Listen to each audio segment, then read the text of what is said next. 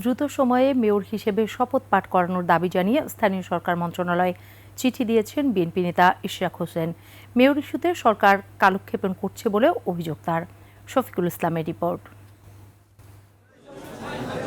নির্বাচন কমিশনের গেজেট প্রকাশের ২০ দিন পার হলেও মেয়র হিসেবে শপথ নেওয়া হয়নি বিএনপি নেতা ইশরাক হোসেনের। এমন অবস্থায় সন্ধ্যায় জাতীয় প্রেস ক্লাবে জরুরি সংবাদ সম্মেলন।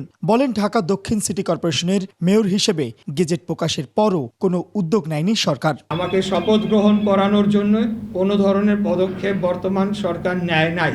শপথ গ্রহণের জন্য প্রস্তুত জানিয়ে তিনি বলেন, যারা তার বিরুদ্ধে কথা বলছেন তারা আদালত অবমাননা করছেন।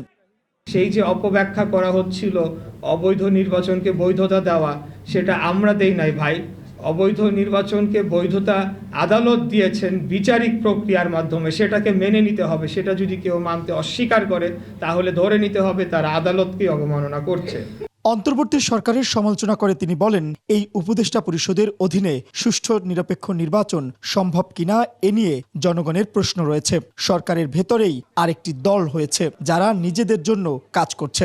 এনসিপি একটি তারা বিবৃতি দেয়, সেখানে বলা হয় যে এরকম এই রায়ের বিষয়ে পর্যবেক্ষণ করা হয়, এমনকি যে বিচারক তার ব্যাপারেও বিষোদ্গার করা হয়, যেটি কিনা অত্যন্ত দুঃখজনক। সেটা আমরা আওয়ামী লীগ আমলে দেখতে পেয়েছি যে তাদের পক্ষে কোনো রায় না গেলে সেটা বিচারকদের উপরে তারা টার্গেট করত। বিচারকদের বিষয়ে প্রথমে তারা হুমকি ধামকি দিত, পরবর্তীতে অন্যান্য ব্যবস্থা নেওয়ার কথা বলতো।